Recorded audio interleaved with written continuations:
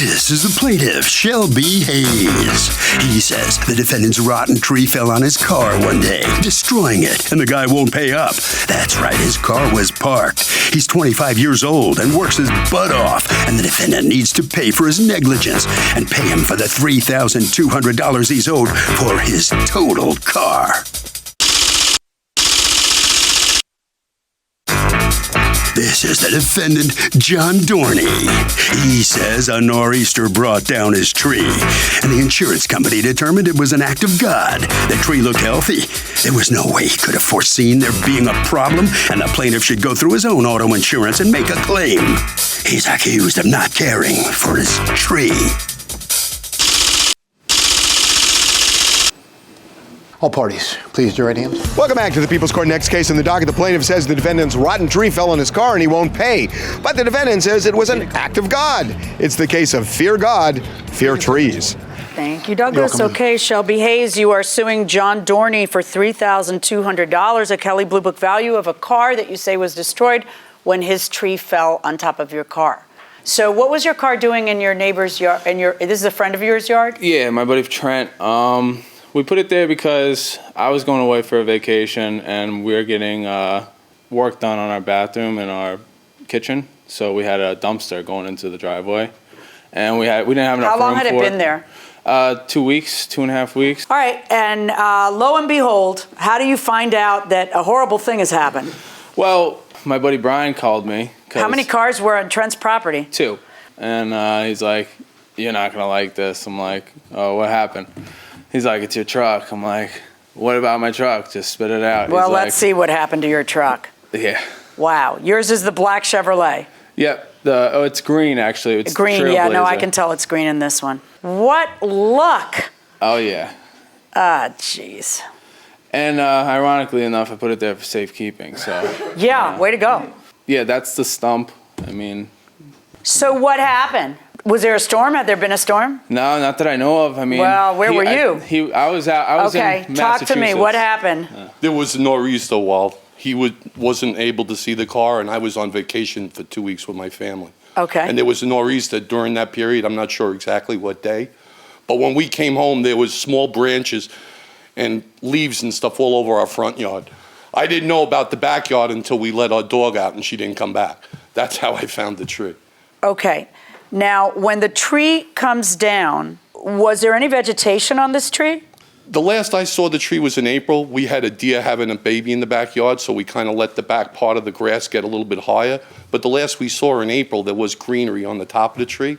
Okay, this picture right here that shows like a slice. Yeah, they cut the tree. I did that. They cut right. the tree Does anybody off. have a picture of it before that happened? No. But you can see the picture that I took. Like looking at the fence, see that how rotten picture, the rotten right? stump right there? Right, yeah. Yeah, it literally went straight to the right from that picture. So what caused the tree to fall down? His premise is, look, he's got to pay because this tree is obviously a diseased tree. Okay? What evidence do you have that it's a diseased tree? It's completely rotten. I mean, you could take from, viewing the picture to your right. I mean, it's completely, even if there wasn't a northeastern, if there was, I'm not sure, it would have came down regardless. I wish you had told me. I would have taken it down. But but it's not his job to tell you.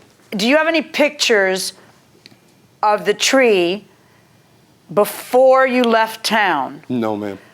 Because if this tree's standing in my yard and there's not a leaf on it, The top part of the canopy is missing. I don't know where it was, but there was other stuff there. I don't know if they cleaned anything. Where'd it go? No. I don't know. We didn't touch anything. I left it there all for insurance and stuff like that in case, someone had to come look at it. If you look at the video, I have a picture of my side of the tree that's left on my side of the yard. Yeah. Anything. It's not on the truck. It's not on the other car that has no license plate. But the tree that's left in our yard has bark on it. You know what's not in your video? Any foliage either on this tree. This tree that has bark coming off of it, no foliage, nothing, and any of the pictures, the ones taken in July when you come home, July 14th. Do you have the pictures on your phone? No.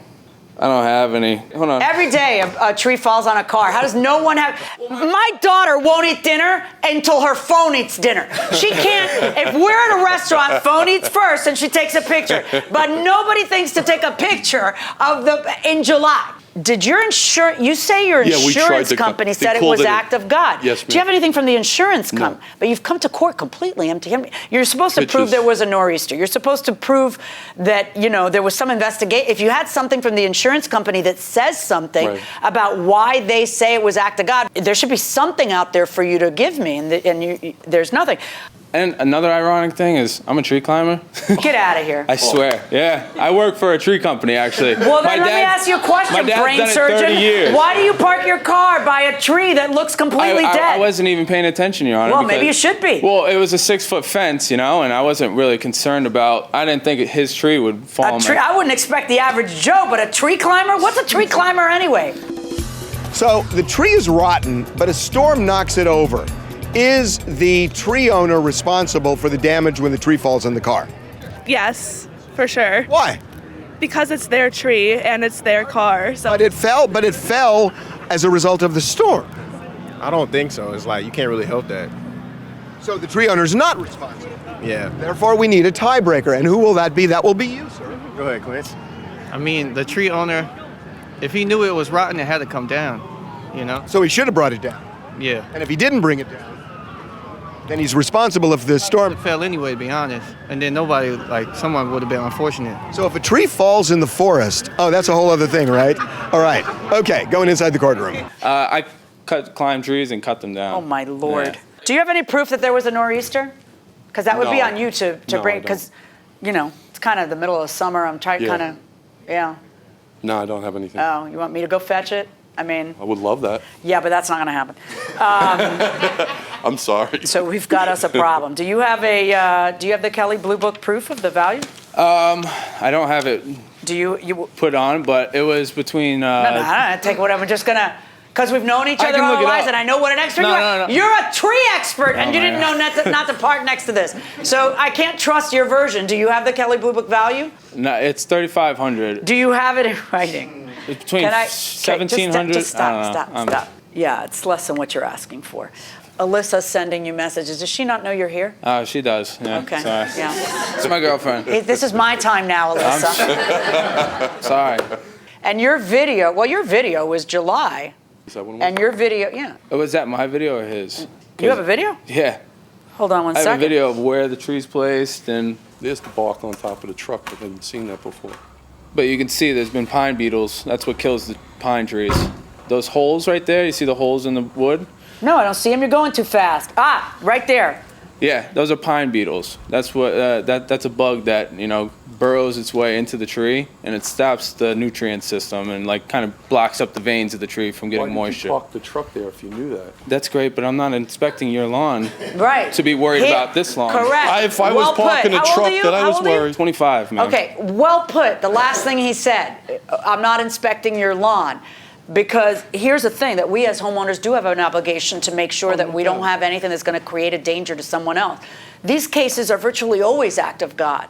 But I'm looking at a tree, and he's right. I see the holes of the burrowing, and I see that there's no foliage on it on every picture that I'm given for proof in the case. You say there was a nor'easter, you come with nothing. You say that insurance said that you didn't have to pay. You come with no report from any investigation that might elucidate me from the insurance company. What are you looking? Are you answering, Alyssa? No. I'm Okay, looking what for- are you doing? You can stop. Okay. All right. And I have the Kelley Blue Book. Now you have it? Screenshot. Yeah, I got that's it what I'm looking myself. for. Let me see what you've got now. Okay. Yeah, it says private sale. No, don't read it. Give it to my sorry. baby, please. And it was in excellent condition. I mean, Was it? it really was. I promise. Okay. You know, it was a good truck. I am ordering a verdict in your favor in the mid-range of $2,500. Based on the video and the pictures that I have, that tree was a diseased tree.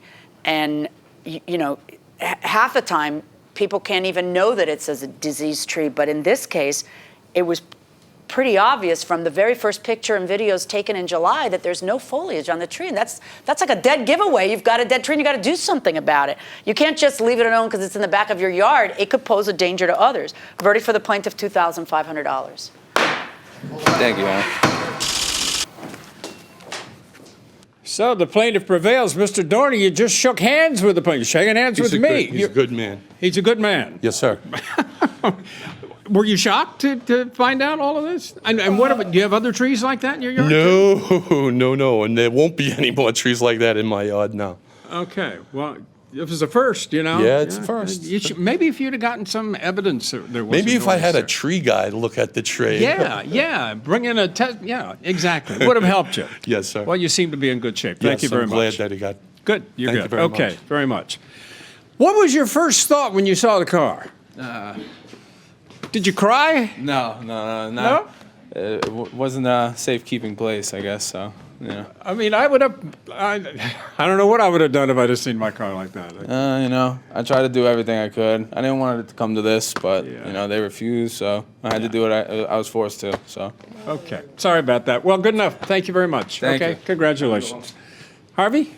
So if you have a neighbor and that there's a tree that looks precarious, it's rotten or whatever, put the neighbor on notice that the tree is rotten. Once you send him, say, an email, they are on notice. And then if the tree falls, your rights are enhanced measurably.